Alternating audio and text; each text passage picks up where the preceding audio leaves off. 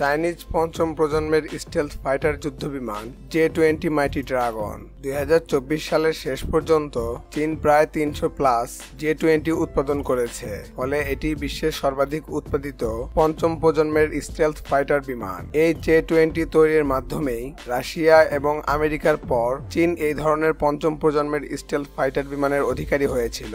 অনেক বিশ্লেষকের মতে J-20 কে মার্কিন যুক্তরাষ্ট্রের F-22 র্যাপটর এবং রাশিয়ার Su-57 বিমানের প্রতিদ্বন্দ্বী বলা যায়। J-20 মাইটি ড্রাগন যুদ্ধবিমানটি চালাতে একজন পাইলটের প্রয়োজন হয়। খালি অবস্থায় J-20 যুদ্ধবিমানটির ওজন প্রায় 17,000 কেজি। J-20 মাইটি ড্রাগনে পাওয়ার প্ল্যান্ট হিসেবে দুইটি Shenyang WS-10C after burning turbofan engine রয়েছে, যার ফলে J-20 এর টপ স্পিড দাঁড়ায় ম্যাক 2.0 অর্থাৎ 2130 কিলোমিটার প্রতি ঘন্টা। J-20 মাইটি ড্রাগন সম্পর্কে বিস্তারিত জানতে আমাদের চ্যানেলটির ভিডিও ট্যাব থেকে ঘুরে আসুন।